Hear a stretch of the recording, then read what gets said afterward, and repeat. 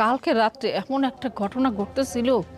Hello বন্ধুরা, আজকে আমি রিভিউ করব বাংলা নতুন আরেকটি ধারাবাহিক নাটক, যেটি ইতিমধ্যেই ইউটিউবে ট্রেন্ডিং হয়েছে। নাটকটি ছাড়া মাত্রই মিলিয়ন মিলিয়ন ভিউ হচ্ছে। তো কি সেই নাটক? নাটকের নাম কিশোরী মা। ইতিমধ্যে এর 3টে ধারাবাহিক চলে গিয়েছে, এটি হচ্ছে 4 নাম্বার ধারাবাহিক। তো কি ঘটেছে এই পর্বে জানতে আমাদের ভিডিওটি শেষ পর্যন্ত দেখতে হবে। এই পর্বে দেখা যায় কিশোরীর মা কিশোরীকে বলতে থাকে, তুই আর স্বাধীনভাবে চলাফেরা করিস না, তুই বাড়ি থেকে বের হোস না। কেমনে পারলো শিশু বাচ্চাটির উপর ওরা হাত তুলতে? তুই প্লিজ কোথাও যাস না। তখন দেখা যায় মেয়েটি বলে, না আমাকে যেতেই হবে, এবং মেয়েটির বোনকে বলে যায়, তুমি একটু আমার বাবুকে ডাক্তারের কাছে নিয়ে যাও, আমি এখনই আসছি। এই কথা বলে মেয়েটি বাড়ি থেকে বের হয়ে যায়। কেরোসিন নিয়ে লুৎফুর চেয়ারম্যানের বাড়িতে যায়। চেয়ারম্যানের বাড়িতে গিয়ে সে চেয়ারম্যান বলে ডাকতে থাকে। তখন দেখা যায় চেয়ারম্যান বাড়ি থেকে বের হয়। ঠিক সেই মুহূর্তে চেয়ারম্যানকে বলে, তুই কালকে আমার বাচ্চাকে মারার জন্য লোক পাঠিয়েছিস। এটা বলতে বলতে সে ওই কেরোসিন ওনার শরীরে ঢেলে দেয়। তো বন্ধুরা, এরকম আরও ইন্টারেস্টিং ঘটনা ঘটেছে এই পর্বটি দেখতে অবশ্যই চ্যানেলটি ভিজিট করতে হবে। ধন্যবাদ।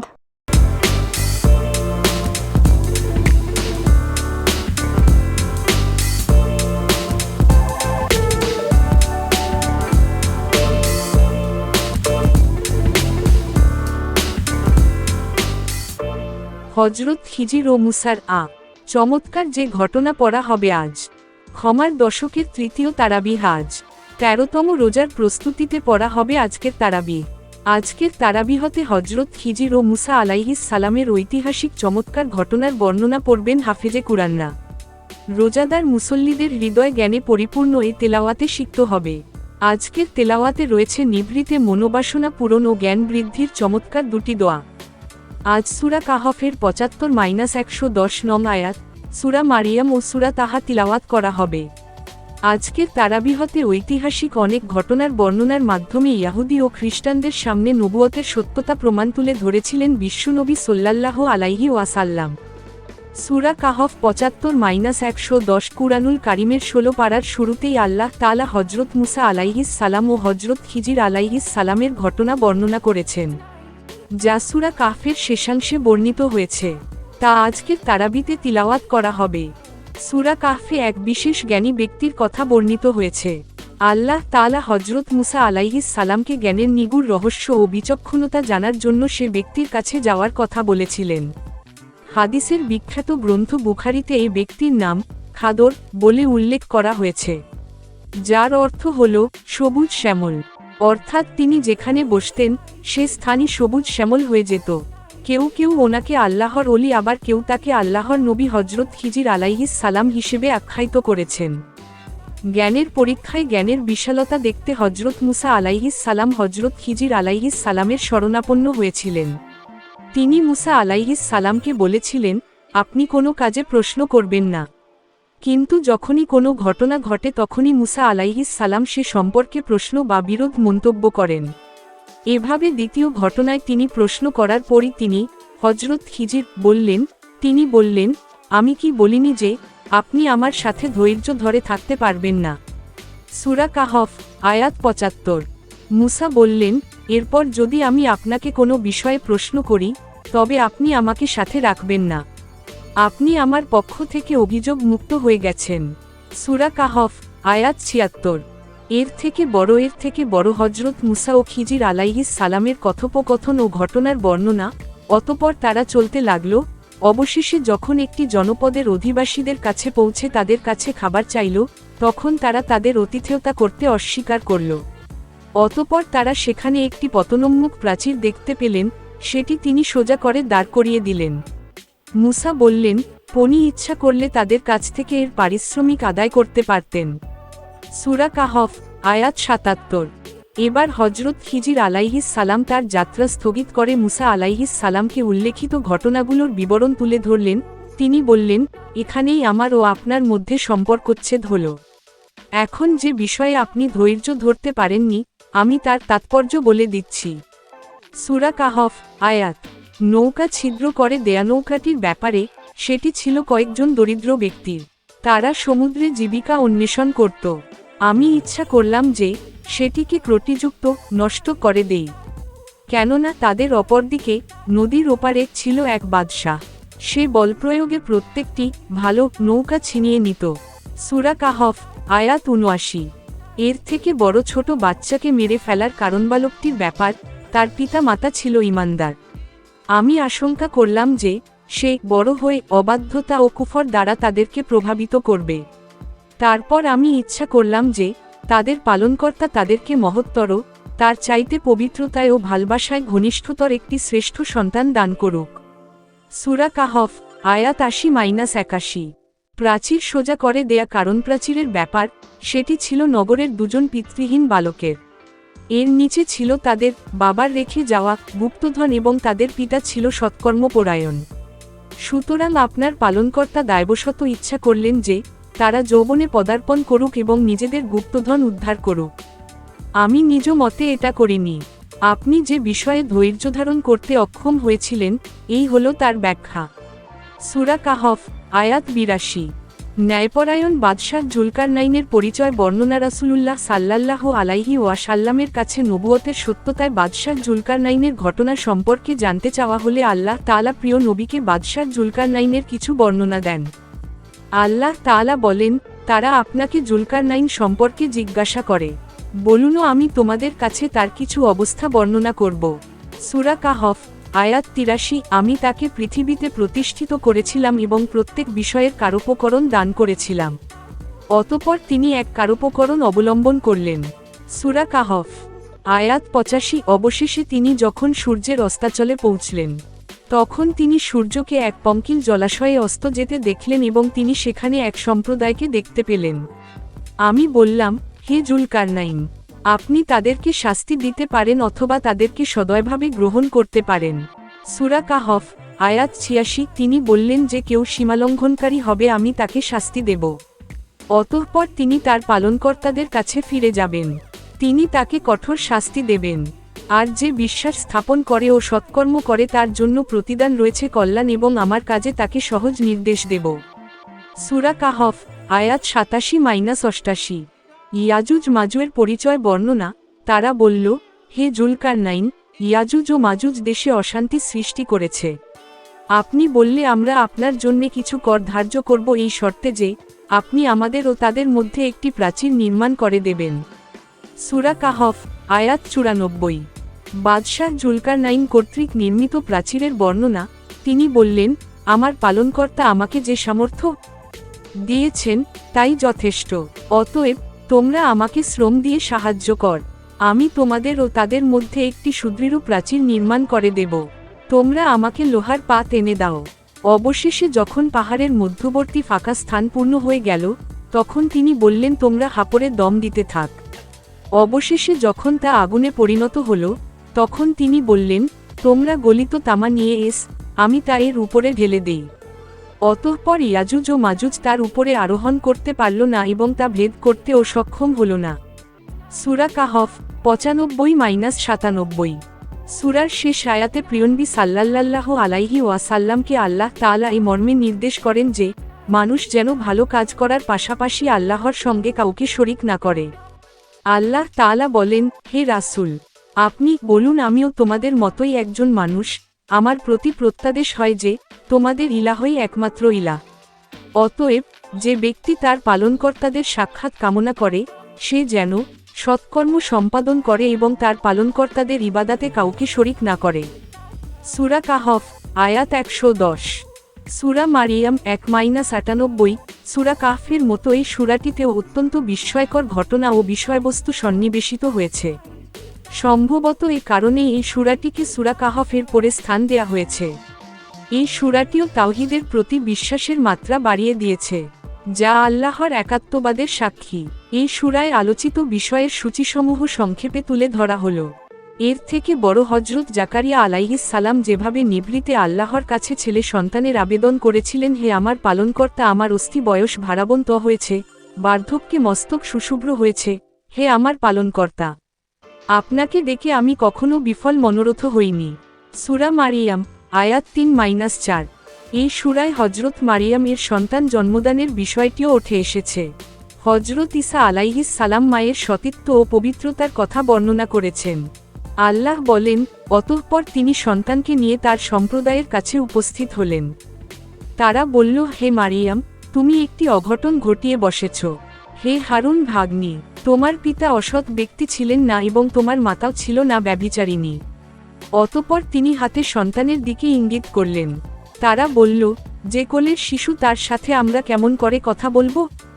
সন্তান বলল, আমি তো আল্লাহর দাস। তিনি আমাকে কিতাব দিয়েছেন এবং আমাকে নবী করেছেন। আমি যেখানেই থাকি তিনি আমাকে বরকতময় করেছেন। তিনি আমাকে নির্দেশ দিয়েছেন যতদিন জীবিত থাকি ততদিন নামাজ ও যাকাত আদায় করতে, আর জননীর অনুগত থাকতে, এবং আমাকে তিনি উদ্ধত ও হতভাগ্য করেননি। আমার প্রতি সালাম যেদিন আমি জন্মগ্রহণ করেছি, যেদিন মৃত্যুবরণ করব এবং যেদিন পুনরুজ্জীবিত হয়ে উত্থিত হব। সূরা মারিয়াম, আয়াত ২৭-৩৩। এর থেকে বড় হজরত ইব্রাহিম আলাইহিস সালামের সত্যের আহ্বানের বর্ণনা উঠে এসেছে। আপনি এই কিতাবে ইব্রাহিমের কথা বর্ণনা করুন। নিশ্চয় তিনি ছিলেন সত্যবাদী নবী। যখন তিনি তার পিতাকে বললেন, হে আমার পিতা, যে শোনে না, দেখে না এবং তোমার কোন উপকারে আসে না, তার ইবাদত কেন কর? সূরা মারিয়াম, আয়াত ৪১-৪২। হে আমার পিতা, আমার কাছে এমন জ্ঞান এসেছে যা তোমার কাছে আসেনি, সুতরাং আমার অনুসরণ কর, আমি তোমাকে সরল পথ দেখাব। হে আমার পিতা, শয়তানের ইবাদত করো না, নিশ্চয় শয়তান দয়াময়ের অবাধ্য। হে আমার পিতা, আমি আশঙ্কা করি দয়াময়ের একটি আযাব তোমাকে স্পর্শ করবে, অতঃপর তুমি শয়তানের সঙ্গী হয়ে যাবে। সূরা মারিয়াম, আয়াত ৪৩-৪৫। পিতা বলল, যে ইব্রাহিম, তুমি কি আমার উপাস্যদের থেকে মুখ ফিরিয়ে নিচ্ছ? যদি তুমি বিরত না হও, আমি অবশ্যই প্রস্তরাঘাতে তোমার প্রাণনাশ করব। তুমি চিরতরে আমার কাছ থেকে দূর হয়ে যাও। সূরা মারিয়াম, আয়াত ৪৬। ইব্রাহিম বললেন, তোমার উপর শান্তি হোক, আমি আমার পালনকর্তাদের কাছে তোমার জন্যে ক্ষমা প্রার্থনা করব। নিশ্চয় তিনি আমার প্রতি মেহেরবান।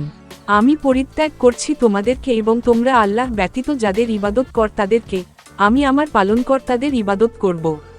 আশা করি আমার পালনকর্তাদের ইবাদত করে আমি বঞ্চিত হব না। সূরা মারিয়াম, আয়াত ৪৭-৪৮। অতঃপর তিনি যখন তাদেরকে এবং তার আল্লাহ ব্যতীত যাদের ইবাদত করত তাদের সবাইকে পরিত্যাগ করলেন, তখন আমি তাকে দান করলাম ইসহাক ও ইয়াকুব এবং প্রত্যেককে নবী করলাম। সূরা মারিয়াম, আয়াত ৪৯। আল্লাহ তাআলা ফরহেজগার বান্দার জন্য সেরা নেয়ামত জান্নাত তৈরি করেছেন। ফরহেজগার হওয়ার সেরা ইবাদত হল রমজানের রোজা পালন। আজ ফরহেজগারদের শোনানো হবে সে নেয়ামতের কথা। আল্লাহ বলেন, তাদের স্থায়ী বসবাস হবে যার ওয়াদা দয়াময় আল্লাহ তার বান্দাদেরকে অদৃশ্যভাবে দিয়েছেন। অবশ্যই তার ওয়াদার তারা পৌঁছাবে। তারা সেখানে সালাম ব্যতীত কোন অসার কথাবার্তা শুনবে না এবং সেখানে সকাল সন্ধ্যা তাদের জন্য রুজি থাকবে। এটা ওই জান্নাত যার অধিকারী করব আমার বান্দাদের মধ্যে পহেগারদেরকে। সূরা মারিয়াম, আয়াত ৬১-৬৩। সূরা তাহা ১-১৩৫। এ সূরায় হজরত মুসা আলাইহিস সালামের সঙ্গে আল্লাহর কথোপকথন ও তার নবুয়তের বিস্তারিত বর্ণনা উঠে এসেছে। এই সূরাটি নভমণ্ডল ও ভূমণ্ডল সৃষ্টিরও ২০০০ বছর পূর্বে আল্লাহ তাআলা ফেরেশতাদেরকে পাঠ করে শোনান। যে সূরার তিলাওয়াত শ্রবণ করে বিশ্বনবীকে হত্যা করতে এসে হজরত ওমর বিশ্বনবীর চরণতলে লুটিয়ে পড়ে ইসলাম গ্রহণ করেন। এই সূরাও বিশ্বনবীর নবুয়তের প্রমাণ। এ সূরার সংক্ষিপ্ত আলোচ্য সূচি তুলে ধরা হল। হজরত মুসা আলাইহিস সালাম আল্লাহ তাআলার শব্দযুক্ত কথা চতুর্দিক থেকে প্রত্যক্ষভাবে শ্রবণ করেছিলেন। তার নবুয়ত লাভে ঘটনা ওঠে এসেছে এই সূরায়। যে স্থানে হজরত মুসা আলাইহিস সালামকে জুতা খোলার নির্দেশ দেয়া হয়েছিল তার বর্ণনা। আল্লাহ বলেন, তিনি যখন আগুন দেখলেন তখন পরিবারবর্গকে বললেন, তোমরা এখানে অবস্থান কর, আমি আগুন দেখেছি। সম্ভবত আমি তা থেকে তোমাদের কাছে কিছু আগুন জ্বালিয়ে আনতে পারবো অথবা আগুনে পৌঁছে পথের সন্ধান পাব। অতঃপর যখন তিনি আগুনের কাছে পৌঁছলেন তখন আওয়াজ আসল, হে মুসা, আমি তোমার পালনকর্তা, অতএব তুমি জুতা খুলে ফেল, তুমি পবিত্র উপত্যকা তুয়ায় রয়েছে। আর আমি তোমাকে মনোনীত করেছি, অতএব যা প্রত্যাদেশ করা হচ্ছে তা শুনতে থাক। আমি আল্লাহ, আমি ব্যতীত কোন ইলাহ নেই। অতএব আমার ইবাদত কর এবং আমার শরণার্থে নামাজ কায়েম কর। সূরা তাহা, আয়াত 10-14 এর থেকে বড় মুসা আলাইহিস সালামকে লাঠির মুজিজা দান সম্পর্কে আল্লাহ বলেন, হে মুসা, তোমার ডান হাতে ওটা কি? তিনি বললেন, এটা আমার লাঠি, আমি এর উপর ভর দেই এবং এর দ্বারা আমার ছাগপালের জন্য বৃক্ষপত্র ঝেড়ে ফেলি এবং এতে আমার অন্যান্য কাজও চলে। সূরা তাহা 17-18 আল্লাহ বললেন, হে মুসা, তুমি ওটা নিক্ষেপ কর। অতঃপর তিনি তা নিক্ষেপ করলেন, অমনি তা সাপ হয়ে ছুটাছুটি করতে লাগলো। আল্লাহ বললেন, তুমি তাকে ধর এবং ভয় করো না, আমি এখনই একে পূর্বাবস্থায় ফিরিয়ে দেব। সূরা তাহা 19-21 তোমার হাত বগলে রাখো, তা বের হয়ে আসবে নির্মল উজ্জ্বল হয়ে অন্য এক নিদর্শন রূপে, কোন দোষ ছাড়াই। এটা এজন্যে যে আমি আমার বিরাট নিদর্শনাবলীর কিছু তোমাকে দেখাই। ফেরাউনের নিকট যাও, সে দারুণ উদ্ধত হয়ে গেছে।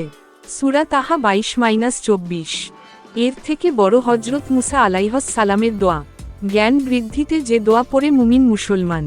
Allah ta'ala sekano doyati halo akarana, Rabbi Sarayli Sadari Oya Ayasasarali Amari, Oya Halila Yukadata Mamilasani Ayafakahu Kabali Oyaj Halali Oya Jiramamina Hali, Arthur, Hiamara Palanakata Amara Baksa Praisastic Hair Dina, এবং আমার কাজ সহজ করে দিন, এবং আমার জিহ্বা থেকে জোরটা দূর করে দিন, যাতে তারা আমার কথা বুঝতে পারে, আর আমার পরিবারবর্গের মধ্য থেকে আমার একজন সাহায্যকারী করে দিন। সূরা তাহা আয়াত 25-29 এই সূরায় হজরত মুসা আলাইহিস সালামের জন্মের পর তাকে ফেরাউনের হাত রক্ষায় মুসা আলাইহিস সালামের আল্লাহর নির্দেশ সিন্ধুকে ভরে সাগরে ভাসিয়ে দিয়েছিলেন। আবার ফেরাউনের ঘরেই মায়ের স্নেহে লালিত পালিত হন মুসা আলাইহিস সালাম, যা পড়া হবে আজকের তারাবিহতে। আল্লাহ তাআলা বলেন, যখন আমি তোমার মাতাকে নির্দেশ দিয়েছিলাম যা অতঃপর বর্ণিত হচ্ছে, যে তুমি মুসাকে সিন্ধুকে রাখো, অতঃপর তা দরিয়ায় ভাসিয়ে দাও, অতঃপর দরিয়া তাকে তীরে ঠেলে দেবে, তাকে আমার শক্র ও তার শক্র উঠিয়ে নেবে। আমি তোমার প্রতি মহব্বত সঞ্চারিত করেছিলাম আমার নিজের পক্ষ থেকে, যাতে তুমি আমার দৃষ্টির সামনে প্রতিপালিত হও। সূরা তাহা আয়াত 38-39 যখন তোমার ভগিনী এসে বলল, আমি কি তোমাদেরকে বলে দেব কে তাকে লালন পালন করবে? অতঃপর আমি তোমাকে তোমার মাতার কাছে ফিরিয়ে দিলাম, যাতে তার চক্ষু শীতল হয় এবং দুঃখ না পায়। তুমি এক ব্যক্তিকে হত্যা করেছিলে, অতঃপর আমি তোমাকে এই দুশ্চিন্তা থেকে মুক্তি দেই, আমি তোমাকে অনেক পরীক্ষা করেছি। অতঃপর তুমি কয়েক বছর মাদয়ানবাসীদের মধ্যে অবস্থান করেছিলে, হে মুসা, অতঃপর তুমি নির্ধারিত সময়ে এসেছ। সূরা তাহা আয়াত 40 এই সূরায় হজরত মুসা আলাইহিস সাল্লাম ও ফিরাউনের সঙ্গে ঘটিত প্রায় কথোপকথন উঠে এসেছে। হজরত মুসা আলাইহিস সালামের মুজিজা দেখে মুসা আলাইহিস সালামের দাওয়াত গ্রহণ করে নেয় জাদুকররা। এছাড়াও কোনো ব্যক্তিকে পদমর্যাদা দান করার মাপকাঠি কেমন হবে তার বর্ণনা, ফিরাউন পত্নী হজরত আছিয়ার প্রসঙ্গ, বনি ইসরায়েলের মিশর ত্যাগ, গো বাছুর তৈরিকারক স্বামীর পরিচয়, স্ত্রী ভরণপোষণের দায়িত্ব এবং জীবন ধারণের প্রয়োজনীয়তা, শত্রুর আক্রমণ থেকে হিফাজত থাকার প্রসঙ্গ, দুনিয়ার ক্ষণস্থায়ী জীবনে ধন সম্পদের প্রয়োজনীয়তা প্রসঙ্গ, নামাজের জন্য নিকটতমদের প্রতি আদেশ প্রদান প্রসঙ্গ উঠে এসেছে। সুতরাং আল্লাহ তাআলা মুসলিম উম্মাহকে কুরআনের এই গুরুত্বপূর্ণ সূরাগুলো বুঝে পড়ার এবং তার ওপর আমল করার পাশাপাশি নিজেদের আকীদা বিশ্বাসকে শিরক। খলিফা হারুন আল রশিদ সম্পর্কে সবাই জানে। বিখ্যাত আরব্য রজনীর কল্পকাহিনী আলিফ লায়লার একটি চরিত্র খলিফা হারুন আল রশিদ। লেখক টেনিশনের মহান হৃদয়ের অধিকারী হারুন আল রশিদ। কিন্তু আমরা আসলে তার সম্পর্কে কতটা জানি? আমরা জানি যে তার ক্ষমতায় থাকার সময়কাল ছিল খিলাফত শাসনামলের স্বর্ণযুগ। হারুন আল রশিদের সাম্রাজ্য মধ্য এশিয়া থেকে লিবিয়া পর্যন্ত বিস্তৃত ছিল। টেনিশন তার লেখায় উল্লেখ করেছেন, এটা ছিল আদর্শ কাল ও আদর্শ স্থান, কারণ এটা ছিল মহান শাসক হারুন আল রশিদের শাসনামল। কিন্তু ওই সময়টা আসলেই কতটা আদর্শ ছিল? এই সময়টাকে স্বর্ণযুগ বলা শুরু হয় আরও অনেক পরে এসে। খিলাফতের বিক্ষিপ্ত মোট 600 বছরের শাসনের ইতিহাসকে এককভাবে এক বিন্দুতে প্রকাশ করার চেষ্টা থেকেই মূলত এই শব্দটি ব্যবহার করা হয়। খিলাফতের এই 600 বছরের মধ্যে খলিফা হারুন আল রশিদের শাসনকাল ছিল মাত্র 20 বছরের কিছু বেশি, যা ছিল 786 সাল থেকে 809 সাল পর্যন্ত। অনেক মানুষই বিশ্বাস করেন যে শিল্প, বিজ্ঞান এবং সাহিত্যের অনেক সেরা কাজ হারুন আল রশিদের শাসনামলেই এসেছে। তাদের মতে হারুন আল রশিদ এবং বাগদাদ এই নাম দুটো পরস্পর সম্পর্কযুক্ত। বাগদাদ ছিল একটি শক্তিশালী রাজ্য, ঠিক যেমনটা আলিফ লায়লায় বর্ণনা করা হয়েছে। কিন্তু হারুন আল রশিদ কেমন ছিলেন? আমরা তার সম্পর্কে তেমন কিছুই জানতে পারি না, কারণ হারুন আল রশিদ যে বাগদাদকে শাসন করতেন তার কিছুই আর এখন অবশিষ্ট নেই। কিন্তু আমরা জানি যে তার শাসনামলের শেষ 10 বছরে তার প্রিয় শহর ছিল সিরিয়ার শহর রাক্কা।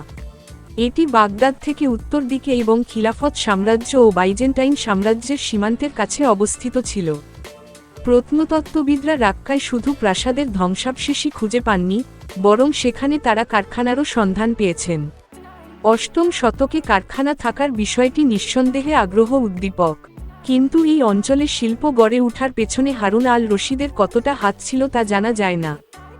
বাস্তবতা হচ্ছে, গল্প থেকে আমরা হারুন আল রশিদ সম্পর্কে যা জেনেছি এবং মধ্যযুগীয় ইতিহাসগ্রন্থ ও আধুনিক প্রত্নতত্ত্ববিদরা যা আবিষ্কার করেছেন তার মধ্যে বিস্তর পার্থক্য রয়েছে। বরং এসব থেকে তার সম্পর্কে নতুন কিছু জানা যাচ্ছে। আপনি যদি মধ্যযুগীয় বিভিন্ন নথি পড়েন তাহলে দেখতে পাবেন যে হারুন আল রশিদ তার প্রাপ্তবয়স্ক জীবনের বেশিরভাগ সময়ই ছিলেন একজন দুর্বল ব্যক্তি, যিনি প্রায় খিলাফত হারাতে বসেছিলেন। তার উপর তার মায়ের এবং স্ত্রী জুবাইদার অসম্ভব প্রভাব ছিল। তার রাজ্য বেশিরভাগ সময়ই পরিচালিত হতো আমলাদের মাধ্যমে, আর এই আমলাতন্ত্রের উপর নিয়ন্ত্রণ ছিল বার্মাকিদ পরিবারের প্রভাবশালী ইরানি পরিবার। তবে শাসনামলের পরের দিকে তিনি শাসন ক্ষমতায় সক্রিয় হওয়ার চেষ্টা করেন। তিনি বার্মাকিদ পরিবারকে গ্রেফতার করে কারাগারে নিক্ষেপ করেন, তার প্রিয়পাত্র জাফরকে হত্যা করেন, কিন্তু ভবিষ্যৎ নিয়ে নিখুঁত পরিকল্পনা করতে পারেননি। উত্তরাধিকার নিয়ে আনুষ্ঠানিক কোন প্রক্রিয়া না থাকায় স্ত্রী জুবাইদার ঘরে জন্ম নেয়া তার সন্তান আমিনের কাছে খিলাফত হস্তান্তরের প্রতিজ্ঞা করেন, আর সাম্রাজ্যের অর্ধেক তার আরেক পুত্র মামুনকে দিয়ে যাওয়ার সিদ্ধান্ত নেন। মামুন হারুন আল রশিদের উপপত্নীর ঘরে জন্ম নিয়েছিলেন। তার মৃত্যুর পর দুই ভাইয়ের মধ্যে সাম্রাজ্যের দখল নিয়ে যুদ্ধ শুরু হয় এবং বাগদাদের মানচিত্রে বিভক্তি তৈরি হয়। মামুন আমিনকে হত্যা করে সিংহাসন দখল করে ভবিষ্যৎ প্রজন্মের জন্য উদাহরণ তৈরি করে। এই সমস্ত ঘটনার আলোকে ঐতিহাসিক চরিত্র হারুন আল রশিদের রাজনৈতিক লিগ্যাসিকে কোনোভাবেই মহিমান্বিত করা যায় না, এবং যদি স্বর্ণযুগের অস্তিত্ব থেকেও থাকে তাহলেও তার মেয়াদ খুব বেশি দিন ছিল না, কারণ তিনি মাত্র 40 বছর বয়সে মারা গিয়েছিলেন। কিন্তু আলিফ লায়লা গল্পের অমর হারুন আল রশিদ চরিত্রটি খলিফা হারুন আল রশিদের মৃত্যুর পরই আবির্ভূত হয়েছে, আর এই চরিত্রটি আমাদের স্মৃতিতে এখনও বেঁচে আছে। এগুলো এমন স্মৃতি যেগুলো হয়তো কখনোই ছিল না, কিন্তু হয়তো থাকতে পারত। তবে তিনি বুদ্ধিজীবী এবং কবিদের পৃষ্ঠপোষক ছিলেন। এছাড়াও তিনি ছিলেন একজন রোমান্টিক নায়ক, একজন কোমল হৃদয়ের অধিকারী ব্যক্তি এবং সৌন্দর্যপ্রেমী। বিশেষ করে তার সুন্দরী উপপত্নীদের তিনি পছন্দ করতেন, যারা ছিলেন বুদ্ধিমতী এবং উচ্চশিক্ষিত।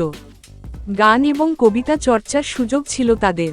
তিনি তার স্ত্রীর প্রতিও প্রেমময় ছিলেন এবং তার স্ত্রীও তাকে ভালোবাসতেন।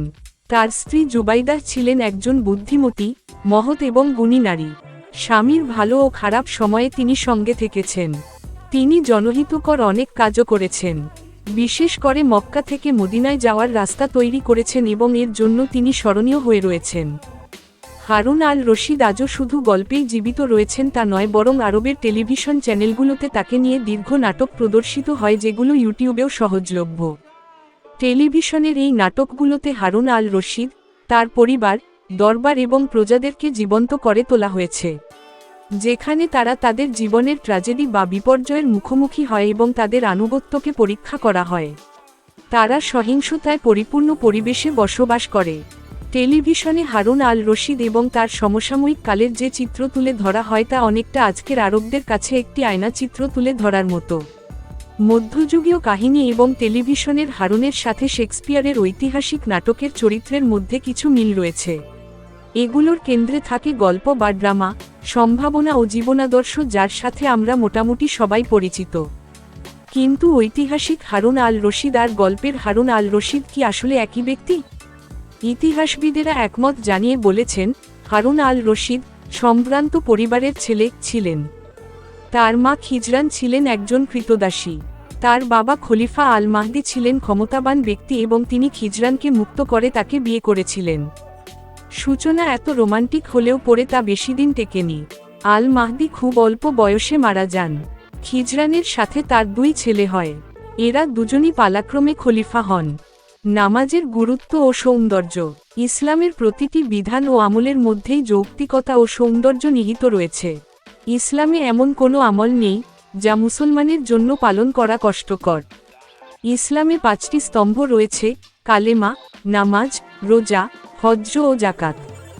এই 5 স্তম্ভের মধ্যে নামাজ এবং রোজা ধনী দরিদ্র সবার জন্যই ফরজ। তবে হজ ও জাকাতের বিধান শুধু ধনী ব্যক্তিদের জন্য ফরজ। শারীরিক অসুস্থতা সহ কিছু কিছু ক্ষেত্রে ফরজ রোজা ভঙ্গ করার হুকুম রয়েছে এবং পরে তা আদায় করে নেওয়া যায়। রোজা ভঙ্গের পর অক্ষম ব্যক্তি ফকির, মিসকিনকে পেট ভরে খাবার খাওয়ানোর মাধ্যমে রোজার কাফফারা আদায় করতে পারবেন। এই রকম বিধানও ইসলামে রয়েছে। তবে নামাজের ক্ষেত্রে কাজা করার হুকুম শুধু বিশেষ ক্ষেত্রেই দেওয়া হয়েছে এবং নামাজের কোন কাফফারা বা বদলা হয় না। বলা হয়েছে, যদি পানির অভাবে নামাজ কাজা হওয়ার আশঙ্কা থাকে তবে সে যেন তায়াম্মুম করে নামাজ আদায় করে। যদি কোনো ব্যক্তি দাঁড়িয়ে নামাজ পড়তে না পারে সে যেন বসে বসে নামাজ আদায় করে নেয়। যদি কারো বসে নামাজ পড়তে কষ্ট হয় সে যেন শুয়ে নামাজ আদায় করে। এমনকি চোখের ইশারায় নামাজ আদায় করতে বলা হয়েছে। গানুসদৈনিক ইত্তেফাকের সর্বশেষ খবর পেতে গুগল নিউজ অনুসরণ করুন। দেহে জ্ঞান থাকা পর্যন্ত কোনো অবস্থায় কোনো ব্যক্তির জন্য নামাজ না পড়ার বা বাদ দেওয়ার বিধান নেই। ধ্যানসম্পন্ন অসুস্থ অবস্থায়ও নামাজ আদায় করতে হবে। অর্থাৎ ইসলামে সুস্থ ব্যক্তির জন্য যেমন নামাজের নিয়ম ঠিক করে দেওয়া হয়েছে ঠিক তেমনিভাবে অসুস্থ ব্যক্তির নামাজের ব্যাপারেও রয়েছে কিছু নিয়মনীতি। প্রতিটি মুমিন মুসলমানের জন্য ঈমান গ্রহণের পর প্রথম ও প্রধান ইবাদত নামাজ। নামাজের জন্য কিছু নির্দিষ্ট সময় বেঁধে দেওয়া হয়েছে এবং সে অনুযায়ী যথাসময়ে নামাজ আদায় করাও জরুরি। কেননা পরকালে সব মুসলমানের কাছে সর্বপ্রথম নামাজের হিসাব গ্রহণ করা হবে। যে ব্যক্তির নামাজের হিসাব দিতে সহজ হবে তার পরবর্তী সব হিসাব সহজ হয়ে যাবে। নামাজ আদায় দায়সারা ভাব দেখানো মোটেই উচিত নয়। আল্লাহ তাআলার প্রতি ধ্যান রেখে পরিপূর্ণ মনোযোগের সঙ্গে নামাজ আদায়ের কথা বলা হয়েছে। এ প্রসঙ্গে পবিত্র কোরআনে বর্ণিত হয়েছে, সেই সব মুমিন সফলকাম যারা তাদের নামাজে বিনয়াবনত থাকে। সূরা মুমিনুন আয়াত 1-2।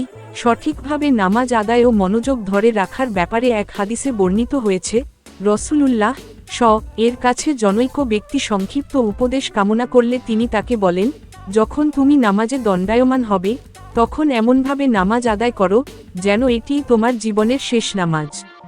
ইবনে মাজাহ মিশকাত হাদিস 5226। এর প্রসঙ্গে রাসূলুল্লাহ আরও বলেন, আপনি এমনভাবে আল্লাহর ইবাদত করবেন যেন আপনি তাকে দেখছেন, আর যদি আপনি তাকে দেখতে না পান তবে বিশ্বাস রাখবেন যে তিনি অর্থাৎ আল্লাহ আপনাকে দেখছেন।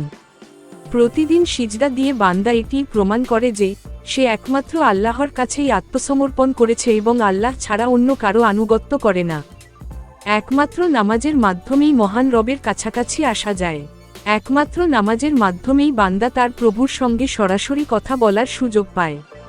ইসলামের অন্যতম সৌন্দর্য হচ্ছে কোনো দালাল ছাড়াই সরাসরি আল্লাহর সঙ্গে বান্দা নামাজের মাধ্যমে সাক্ষাৎ করতে পারে এবং নিজের জন্য সাহায্য কামনা করতে পারে। এর প্রসঙ্গে সূরা বাকারার 153 নম্বর আয়াতে আল্লাহ বলেন, হে মুমিনগণ, তোমরা ধৈর্য ও সালাতের মাধ্যমে আল্লাহর সাহায্য প্রার্থনা করো। বিবিসি রেডিও 3 এর বিশেষ ধারাবাহিক the golden age of Islam এর একটি পর্বে অধ্যাপক জুলিয়া ব্রে খলিফা হারুন আল রশিদ এবং সেই সময়ের বাগদাদের চিত্র বর্ণনা করেছেন। খলিফা হারুনকে মুসলিম বিশ্বের একজন মহান শাসক হিসেবে বর্ণনা করা হলেও তার দুর্বল কৌশলের কারণে অনেক রক্তপাত ও বিশৃঙ্খলাও তৈরি হয়েছিল। এই প্রতিবেদনে সেটাই তুলে ধরা হলো।